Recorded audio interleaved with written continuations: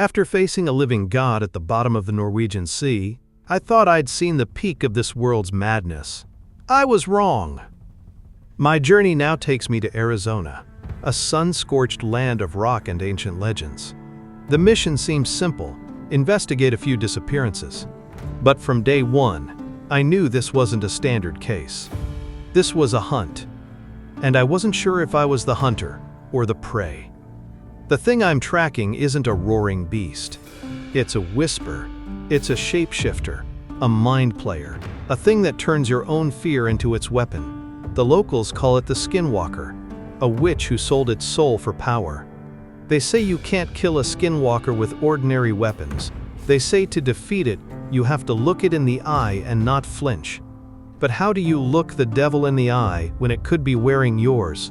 This fight won't just be about bullets. It will be a battle of wills. The Arizona sun was a hammer, beating down on the cracked earth and turning the air into a shimmering haze. My Jeep kicked up a plume of red dust as I drove deeper into the vast, lonely expanse of the Navajo Reservation. This was a land of staggering beauty and profound indifference. Red rock mesas stood like the bones of sleeping giants against a painfully blue sky, their long shadows stretching across the arid landscape. It was the kind of beauty that didn't care if you lived or died. I was here because people were dying, or worse, disappearing. The latest was a hiker named Daniel O'Connell. A faded missing poster was tacked to a corkboard inside a dusty trading post, his smiling, hopeful face a stark contrast to the grim reality. He was the third victim in 4 months. The pattern was as clean as it was terrifying. No struggle, no ransom, no tracks. People don't just evaporate. I knew that better than most. The man behind the counter, an old Navajo with a face like a roadmap of the surrounding canyons, bagged my water bottles without meeting my eyes. "Heard about the missing hiker," I said, my voice casual. "Any news?" The man's hands paused for a fraction of a second. He finished tying the bag and pushed it across the counter. "Dangerous country for outsiders," he said, his voice flat, his gaze fixed on a point somewhere over my shoulder. "Easy to get lost." He was an experienced hiker, I pressed gently. Had a GPS. The man turned away, busying himself by rearranging a display of silver and turquoise jewelry. The conversation was over. The dawn. It was the same story everywhere I went. At a gas station, a group of young men servicing a pickup truck fell silent as I approached. When I asked about O'Connell, their friendly banter turned to stone. One of them, the largest of the group, wiped his greasy hands on a rag and stepped forward. "You're not a cop." "Not FBI," he said, his voice low and hostile. "Mind your own business." This wasn't the usual suspicion towards an outsider. This was something else. This was a shared, suffocating fear. It was a wall, built of silence and averted eyes, and every single person I met was another brick in it. As I walked back to my Jeep from the trading post, I passed 2 elders speaking softly in the Dene language. Their voices were low, urgent. I didn't understand the words, but I didn't need to. The feeling that radiated from them was universal. As I passed, one of them stopped talking, and his dark eyes briefly met mine. His expression wasn't hostile. It was one of pity. "Some things are not meant to be searched for," he murmured in heavily accented English, his voice barely a whisper. "To speak the name is to invite the shadow." He turned and walked away, leaving me standing alone in the oppressive heat. I didn't know the name yet, but I knew the shadow was already here. The first monster I had to fight wasn't the thing taking people in the desert. Peatway. The first monster was the silence itself. The tribal police station was a single-story building of sun-bleached adobe, the only structure for miles that didn't look like it had been there for centuries. I found Officer Navia inside, staring at a map on the wall, her expression a mix of frustration and exhaustion. She was young, maybe late 20s, with sharp, intelligent eyes and a single long black braid that fell over her shoulder. Her uniform was crisp, her demeanor professional, but the weight of the disappearances was plain to see. She didn't like me being there. That much was obvious from the moment I introduced myself. "Alex Ryder," she said, her voice cool and guarded. "I read the file. Unaffiliated consultant. That's a polite way of saying private snoop, isn't it?" "I'm a problem solver," I replied, ignoring the jab. "And you have a problem no one wants to talk about." "I'm not here to step on your toes. I'm here to help. My people have their reasons for being silent," she retorted, crossing her arms. "Reasons you wouldn't understand. This isn't a city crime, Mr. Ryder. The rules are different here." "I'm learning that," I said. "But the victims are still gone. The rules don't matter to them." My words hung in the air. I saw a flicker of something in her eyes. Not just duty, but a genuine fear for her community. She studied me for a long moment, a silent battle playing out behind her gaze. Finally, with a sigh of resignation, she grabbed a set of keys from her desk. "Fine, but you do things my way. No more harassing the locals. You want to see the case? You see it through my eyes." She drove me out to the mouth of a canyon where Daniel O'Connell's car was still parked, a lonely monument in the vast emptiness. As we walked towards the trailhead, she finally broke the silence that had suffocated this investigation.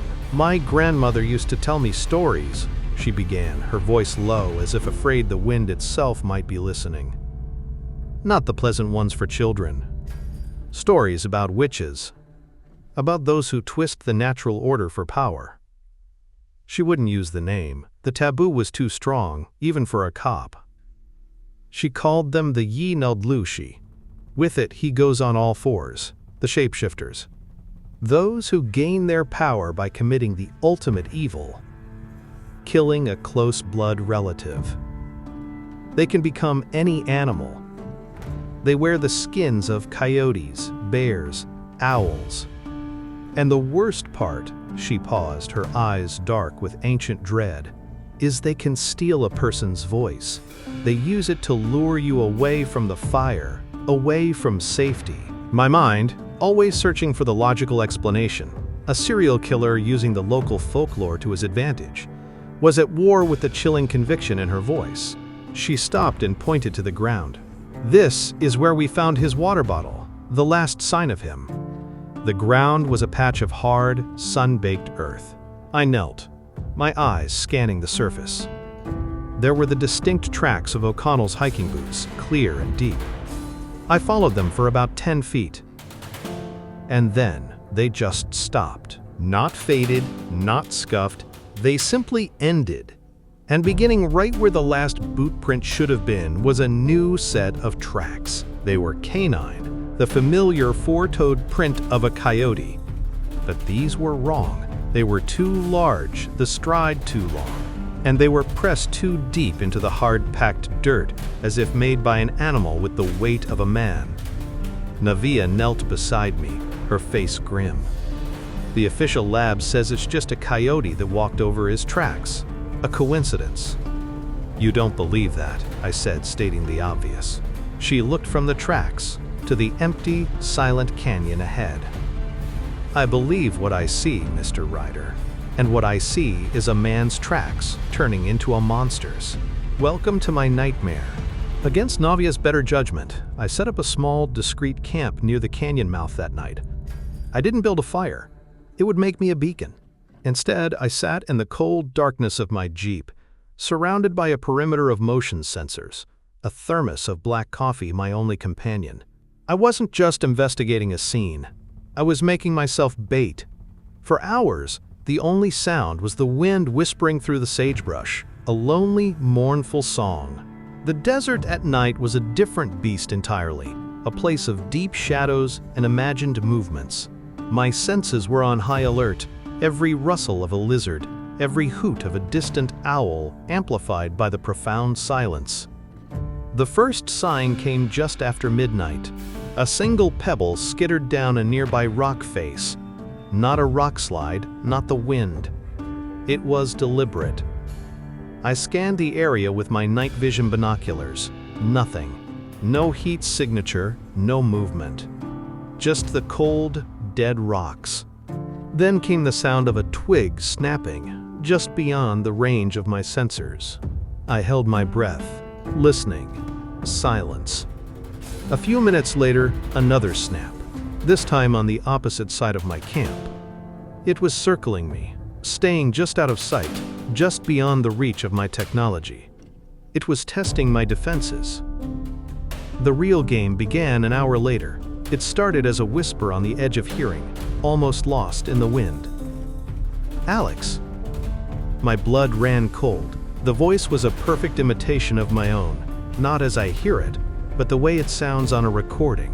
Deeper, unfamiliar, yet undeniably mine. It came from the darkness to my left. "Alex, you can't hide." I gripped the pistol on my lap, my knuckles white. My heart was a frantic drum against my ribs. This wasn't a trick of the wind. This was a direct, calculated attack. A psychological one. Numbprint. I didn't respond. I didn't move. I forced my breathing to remain even, fighting the primal urge to either scream into the darkness or empty my clip at the shadows. The whispers stopped. For a moment, I thought it was over. Then a new sound began. "Help. Someone, please help me." It was the voice of a young man, filled with terror and pain. It sounded exactly like the recording of Daniel O'Connell I'd heard from a voicemail his family had provided. The voice was coming from the direction of the canyon, the place where he disappeared. "It hurts. Please. I'm over here." My training, my instincts, everything screamed that it was a trap. But the humanity in me, the part that drove me to do this work, felt a visceral pull. I stayed put, my jaw clenched so hard it ached. This was the lure Navia had warned me about. The stolen voice. The promise of rescue leading to damnation. The pleading continued for another minute, then faded away, replaced once more by the indifferent wind. I sat there in the silence, the phantom cries still echoing in my mind. This wasn't just a beast hunting on instinct. This was a thinking, calculating predator. It hadn't tried to attack me physically. It had tried to break me mentally. It was studying me, probing for weaknesses, trying to make me run or make a mistake. Cac mentre, the hunt was no longer about finding it. It was about surviving its attention. The real war had begun, and it wasn't being fought with guns, but in the battlefield of my own mind. The first light of dawn felt like a reprieve. The psychological assault of the night had left me drained, but more determined than ever. I reported the events to Navia over a crackling radio line, and within the hour, she was back, her face a grim mask. "It knows you're here," she said, her voice flat. "It's playing with you. That's what it does before it strikes." "Then let's strike back," I replied. It was using the canyon's acoustics. It had to be close. We search every cave, every crevice within a 1-mile radius. We spent the next few hours under the relentless sun, searching the labyrinth of red rock. It was Navia who found it. A narrow fissure almost completely hidden by a curtain of ancient, gnarled sagebrush. The air that seeped from the opening was cold and carried a faint coppery tang of old blood. Drawing our weapons, we slipped inside. It wasn't a deep cave, more like a shallow den carved into the rock. But it was a lair of pure evil. The personal effects of the missing victims were scattered across the floor.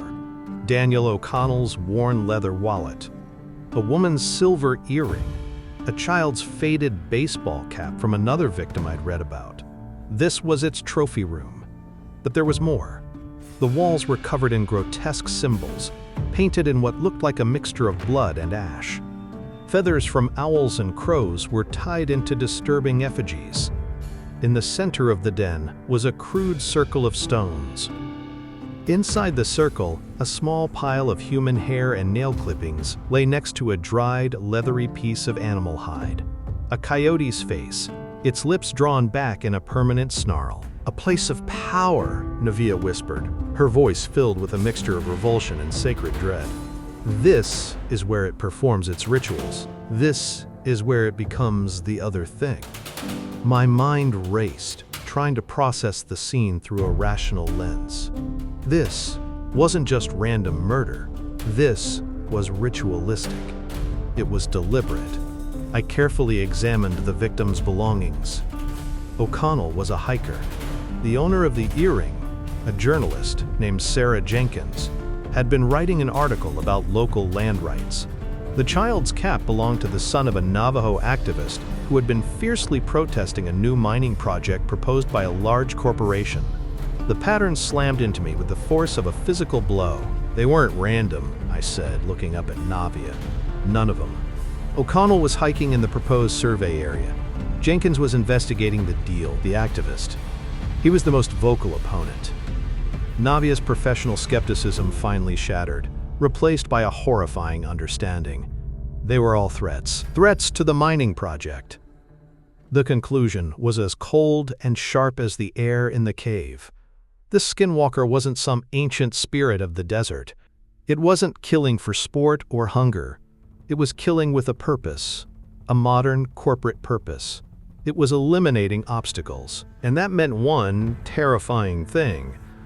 It's one of them, I said, my voice low. It's not some ghost story. It's a person, someone from the community who stands to gain from this project moving forward. Someone who is using our deepest fears to protect their dirtiest secret. The monster we were hunting now had a motive, and that made it infinitely more dangerous. The plan was simple, reckless, and our only option. I traded my tactical gear for a geologist's vest, a hard hat, and a set of survey maps. I was now Mr. Cole, a land surveyor from the mining company, here to do some preliminary work. Navia would be my shadow, hidden on a ridge overlooking the canyon, armed with a high-powered rifle and a radio. The bait was set. I spent the afternoon walking the proposed survey site, making a show of taking soil samples and hammering marker stakes into the ground. It felt like I was painting a giant target on my back. The sun began its descent, painting the canyon walls in fiery shades of orange and red. The shadows grew long, and the desert's unsettling silence returned. A flicker of movement caught my eye. High on a distant cliff face, a lone coyote watched me. It was perfectly still, its silhouette sharp against the dying light. It wasn't acting like a normal coyote. There was an unnatural stillness to it, an intelligence in its gaze that sent a shiver down my spine. It was him. He was watching. I kept up the charade, deliberately turning my back to the canyon's narrow entrance, making myself look vulnerable. The coyote vanished. The trap was sprung. Or so I thought. I heard a sound behind me, the scraping of rock. I spun around, pistol drawn. Nothing. Then I heard it again, this time from deeper within the narrow canyon I was supposed to be luring it into. It wasn't following me. It was leading me. The hunter had become the hunted. Kulayos. Against every instinct, I followed the sound. The walls of the slot canyon grew closer, the sky shrinking to a thin blue ribbon above. The path ended in a small, circular clearing. A dead end. I was boxed in. The air grew heavy, thick with a palpable menace. A low, guttural growl echoed from the shadows in front of me. It wasn't a coyote. It was much, much larger. A shape emerged from the dark, unfolding itself to its full, terrifying height. It had the form of a massive black bear, but it moved with the liquid grace of a panther. Its eyes glowed with a faint, malevolent red light, and its claws were like obsidian daggers. This was the skinwalker, wearing a new skin of pure, brute force. It charged. There was no time to think. I fired twice. The bullets, which would have stopped a normal bear, hit its thick hide with wet thuds, and seemed to do little more than anger it. It swiped at me with a paw the size of my head. I dove to the side, tumbling across the rocky ground as its claws tore through the air where I had been standing. I came up firing again, aiming for its head, its eyes, anything to slow it down. The creature was a whirlwind of rage and power. It was impossibly fast for its size. I dodged another lunge, the beast's momentum carrying it past me. I saw my chance and lunged, burying my combat knife deep into its haunch. It roared, a sound of pure agony and fury, and spun around, swatting me with a backhand blow that felt like being hit by a car. I flew through the air and slammed into the canyon wall, my ribs screaming in protest. My pistol clattered to the ground, just out of reach. The bear loomed over me, its hot, foul breath washing over my face. It raised its paw for the final, killing blow. Rye. Crack! The sharp report of a high-caliber rifle echoed through the canyon. The bear staggered back, a fresh wound appearing on its shoulder. Crack! Crack! Navia was firing from her perch, giving me the opening I desperately needed. I scrambled for my pistol, grabbed it, and emptied the rest of the clip into the creature's chest. It roared again, not in pain, but in frustration. It looked from me to the unseen sniper on the ridge, then, with a final hate-filled glare, it turned and melted back into the deepest shadows of the canyon, vanishing as quickly as it had appeared. I lay there, gasping for breath, my body bruised and broken. Navia's voice came over the radio, laced with panic. "Alex? Alex, are you okay?" "Alive," I managed to rasp, tasting blood. We had survived. But we had also learned a critical, terrifying lesson. Guns, knives, all my training, they were barely enough to make it angry.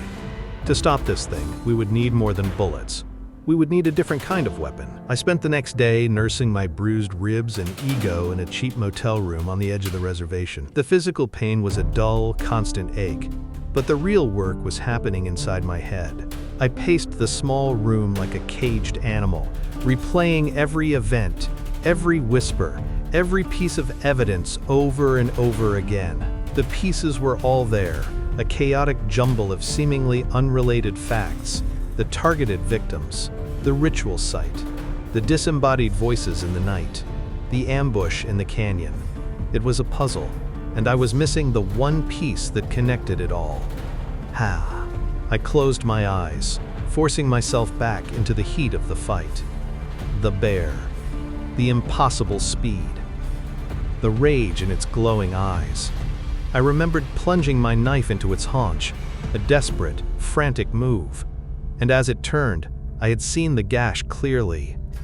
Just below the wound I'd inflicted was an older scar, a jagged white line against the black fur shaped like a crescent moon. My eyes snapped open. A scar. I fumbled for my notebook, flipping through my brief notes on the locals I'd met. My finger stopped on a name, Elias Tsosi, a tribal elder, a respected community leader, and one of the most vocal public supporters of the mining project. I had met him at the trading post on my first day. He had walked with a slight limp. I remembered looking down and seeing a prominent crescent-shaped scar on his left calf, the result of a childhood accident, he'd said. The blood in my veins turned to ice. It was a long shot, a crazy leap of logic, but the chill it sent through me felt like the truth. Then, the second piece fell into place. I thought back to my conversation with Elias. He had been so friendly, so concerned for my safety. He had been the one to suggest a quiet, secure spot for me to camp out near the canyon. The spirits are calm there, he had told me, a gentle smile on his face. He had sent me directly into the kill zone. And his voice. As I replayed his words in my mind, I stripped away the friendly tone. I focused on the cadence, the rhythm of his speech. I imagined it as a whisper. A cold, chilling whisper. Alex. It was the same voice, the same rhythm. The voice from the darkness that had taunted me, that had worn my own voice as a disguise. I grabbed my phone and called Navia, my voice tight with a terrible certainty. I know who it is. I explained the scar, the campsite suggestion, the voice. Silence met me on the other end of the line, but it wasn't the silence of disbelief. It was the silence of dawning horror. Elias Tsosi, she finally breathed, her voice filled with revulsion. He's one of our most respected elders, a keeper of traditions. He's a keeper of secrets, I countered, my voice hard as stone. He's been using the legend, the community's deepest fear, as a weapon. He's eliminating anyone who gets in the way of his payday from the mining company. The mask was off. The Skinwalker wasn't some ancient spirit. It was a man driven by the oldest, most human evils, greed and power. A man who held a position of trust, who had twisted sacred traditions into a tool for murder. And now, we knew his name. Elias Sosie's home was a modest ranch house at the edge of his property, deceptively normal. We found him in his living room, surrounded by traditional Navajo pottery and weavings, the artifacts of a culture he had perverted. He greeted us with that same warm, grandfatherly smile, but his eyes, when they met mine, were as cold and dead as stone. Officer Navia. "Mr. Ryder," he said, his voice smooth as polished rock. "To what do I owe the pleasure?" "The game is over, Elias," I said, my voice flat. "The bear. The scar on its leg. Your voice in the dark. It all adds up." His smile didn't falter, but a flicker of pure hatred ignited in his eyes. "You are a fool, outsider. You come to our land and see ghosts in every shadow." "I see a murderer," Navia cut in, her voice shaking with rage and betrayal. "You used our sacred beliefs, our fears, to kill for profit. You disgrace our people." That, finally, broke his composure. The smile vanished, replaced by a snarl that twisted his features into something ugly and inhuman. "This land is weak. Our people are weak, clinging to the past. I take what I want. I am power." His body began to contort. A sickening sound of cracking bones and tearing flesh filled the room. He grew taller, his limbs elongating, his skin stretching and sprouting coarse black fur. His face pushed forward into a canine snout, but his eyes remained horribly human, burning with malice. He was not one animal or another, but a hideous amalgam of the worst of all of them. The lean savagery of a wolf, the brute strength of a bear, a twisted mockery of a man. It lunged, not at me, but at Navia, the symbol of the people he despised. I tackled him, driving him away from her and into a heavy wooden bookshelf. The fight was a brutal, close-quarters brawl. The creature was impossibly strong, its claws tearing through the furniture as it swiped at me. I wasn't trying to beat it with force. I was trying to beat the man inside. "Is this all your power is worth, Elias?" I taunted, dodging a clumsy swipe. "Killing hikers and old men? You're not a god. You're just a greedy little coward hiding behind a mask." Its roar was one of pure fury. It was losing control. Its human ego pricked. It began to fight recklessly, leaving openings. "Now, Navia!" I yelled. Navia, recovering her nerve, opened a pouch she carried. With a swift motion, she threw a handful of fine, white powder directly into the creature's face. It was white ash, a substance used in Navajo protection ceremonies. The Skinwalker shrieked, a sound of agony that was both animal and human. The ash seemed to burn it, its magical power short-circuiting the dark transformation. The creature clawed at its face, stumbling back, momentarily blinded and weakened. The unnatural energy holding its form together seemed to flicker. That was my chance. I didn't aim a weapon. I lunged forward, grabbed a heavy, stone-carved fetish from a broken table, a symbol of the very culture he had betrayed, and brought it down with all my strength on the side of the creature's head. There was a sickening crunch. The beast froze, its glowing red eyes widening in shock. It stared at me, and for a split second, the monstrous features receded, and I saw only the face of a man, Elias Sosie, his eyes filled with disbelief. Then he collapsed, his twisted form falling to the floor with a heavy, final thud. The curse was broken. The man and the monster inside him were dead. The aftermath was quiet and heavy, with a grief that went beyond the victims. The truth spread through the community, not like a wildfire, but like a slow-moving poison. There was relief, yes, that the terror was over. But it was overshadowed by a profound sense of shock and betrayal. The monster hadn't been an external evil that had invaded their land. It had been born from within, nurtured by the greed of one of their own most trusted leaders. The wall of silence was broken, but the wounds it had hidden would take a generation to heal. Navia handled the official report. She omitted the impossible, supernatural details, framing it as the tragic end to a manhunt for a deranged serial killer. The world would get its neat, tidy explanation. The Navajo people would keep their truth and their sorrow. I didn't stay for the formalities. My job was done. As I prepared to leave, Navia met me by my jeep. The morning air was crisp and clean, the desert washed anew by the dawn. "Thank you, Alex," she said, her voice sincere. "You saw the monster, but you also saw the man. You gave us the truth, no matter how ugly it was. You were the one who had to face it," I replied. "He was one of your own." She nodded, her gaze sweeping over the vast, silent landscape.